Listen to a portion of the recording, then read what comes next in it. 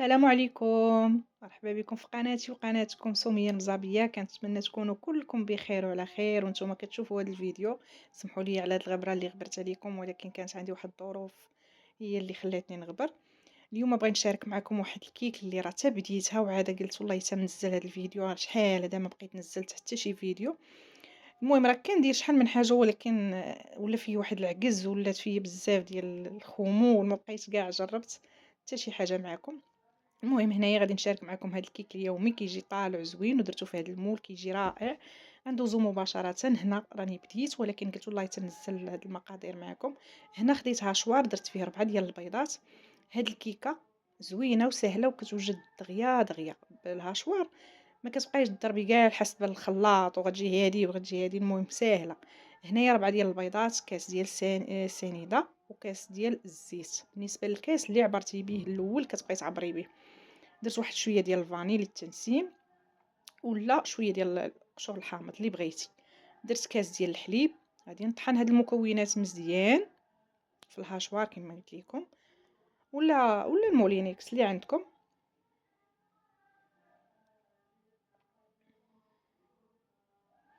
خلطت هنا المكونات حتى ولا ليا الخليط بحال ما هكا مرغوي وبيض، وراه دغيا دغيا. هنا غادي نزيد الطحين. هنا غادي ندير 2 كيسان هما الاولين، وغادي نشوف نفس الكاس اللي كما قلت لكم اللي عبرت به الزيت، وهذا راه هو اللي عبرت به دابا الدقيق. ودابا غندير واحد 2 خمارات،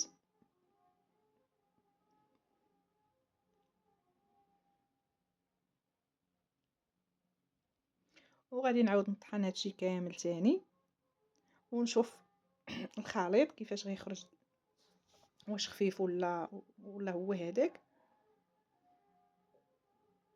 بالنسبه للخليط البنات جاني خفيف شويه، غادي نزيد واحد نص كاس ديال الطحين كيف ما كتشوفوا، وغادي ندير واحد الدوره خفيفه صافي. وهذا هو الخليط اللي بغيت، هذا هو القوام. غادي نحيد الموس، وغادي نجيب المول نشوفوا القوام ديالو. غادي نجيب المول اللي غادي ندير فيه، اي مول نتوما كتفضلوا. انا فضلت هذا كيجي زوين. دهنته هنا غير بالزيت صافي، ما تندهنوا لا بالزبده لا بوالو، ما كيلصقش صراحه، غير الزيت كنخاف الا يصدمني. المهم هنايا كنديرها في الفران، كنشعل عليها غير من التحت حتى كتنفخ وكتبدا تحمر من الجناب، عاده باش كنشعل عليها من الفوق. هنايا راه قلبتها في الطبسيل في الطبق ديال التقديم. شوفوا الشكل ديالها، ما غادياش نزينها، ما غندهنها حتى بحاجه، انا بغيت الشكل ديالها بحال ما هكا، عجباتني صراحه. كتجي زوينه، كتحمر الوجه، كتجي خفيفه، وكنتمنى انكم تجربوها وما تبخلوش عليا بالتعاليق ديالكم الزوينه. راه توحشتكم واللايكات، ما تنساوش ديروا لايك الفيديو وتبارطاجيوها البنات. وغادي نخليكم حتى الفيديو جديد ان شاء الله، ووصفه جديده، وبغيتكم تشجعوني. بالسلامه عليكم.